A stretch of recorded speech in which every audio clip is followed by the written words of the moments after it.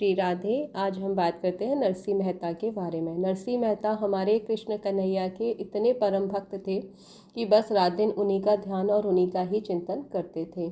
अब उनके एक बेटा और एक बेटी भी थी। तो अब बेटे के विवाह की बात चल रही, तो वो अपने बेटे का विवाह एक दूसरे गांव में तय कर आ गए।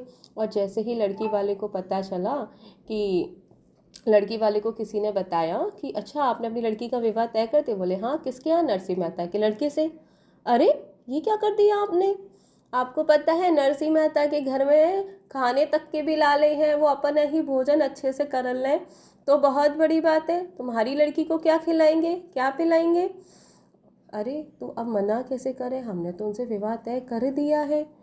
तो बोले ऐसा करो, एक पत्र लिखो। और पत्र में मना कैसे करें? अब तुम ऐसा करो, पत्र में ना ऐसे ऐसा लिख दो कि जो चीज़ पॉसिबल ही नहीं हो सकती है उनको लिख दो पत्र में कि हमारी बारात में 100 घोड़े होने चाहिए, 100 हाथी होने चाहिए, और हाथी और जो घोड़े भी आए ना वो भी रत्नों से सुशोभित होने चाहिए, इतने सारे ढोल नगाड़े शहनाई वाले होने चाहिए, वो सब भी पूरी तरह सुसज्जित होने चाहिए। मतलब ऐसी ऐसी बातें उस पत्र के अंदर लिख दी गई जो एक नॉर्मल इंसान कभी कर ही नहीं सकता है। ये सारी बातें वो थी जो देवलोक के इंसान कर सकते हैं। अब उन्होंने पत्र लिख दिया, पत्र को लिखकर पैक कर दिया और उसके फ्रंट उस पर लिख दिया जय श्री कृष्णा। अब डाकिया पत्र लेकर पहुंचता है नरसिंह मेहता के पास। नरसिंह मेहता तुम्हारा पत्र है? बोलते अच्छा। उन्होंने पत्र देखा, उस पर लिखा था जय श्री कृष्ण। अरे ये हमारा पत्र नहीं है, ये तो ठाकुर जी का पत्र है, हम क्यों देखें इसको, ठाकुर जी देखेंगे, ठाकुर जी के नाम से आया है। अब डाकिया तो वो पत्र नहीं ले रहे, तो कोई बात नहीं, उनने पत्र लिया और उनने ठाकुर जी के सामने जाके रख दिया। ये तो हमारे ठाकुर जी का पत्र है भैया, हम नहीं खोल रहे इस पत्र को। पता नहीं किसने ठाकुर जी के लिए क्या भाव लिख के भेजे हैं। ठाकुर जी के सामने जाके उन्होंने पत्र रख दिया। अब क्या हुआ? अब हमारे ठाकुर जी लगे विचार करने की, बताओ कैसा भक्त है, खोल के ही नहीं देख रहा है इस पत्र में क्या लिखा है क्या नहीं लिखा, एक बार खोल तो ले। उसने नहीं देखा भैया पत्र में क्या लिखा है क्या नहीं लिखा।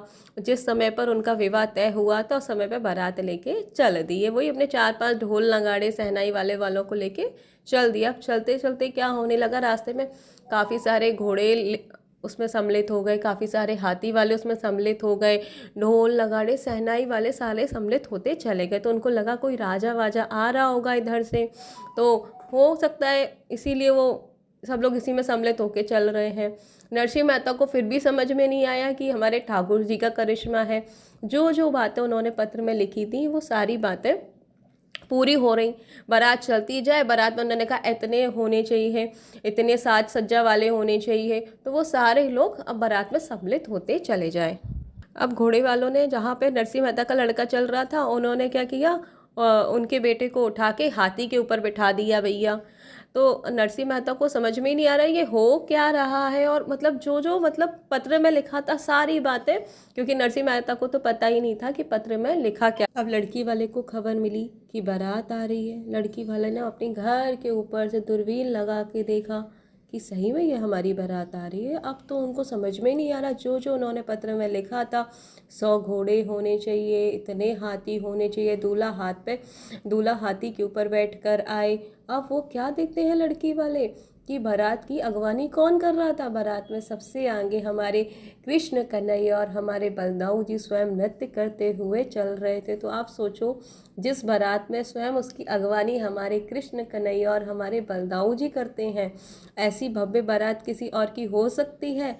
तो ऐसे हैं हमारे नरसिंह मेहता, जिन्होंने ना कुछ सोचा ना कुछ समझा कि भगवान का नाम लिखा तो ठाकुर जी का ही पत्र है और उनको समर्पित कर दिया। तो भगवान अपने भक्त के लिए कुछ भी कर सकते हैं। ऐसे हैं हमारे ठाकुर जी और उनके भक्त। Please like and subscribe our channel. Shri Radhe, Shri Radhe.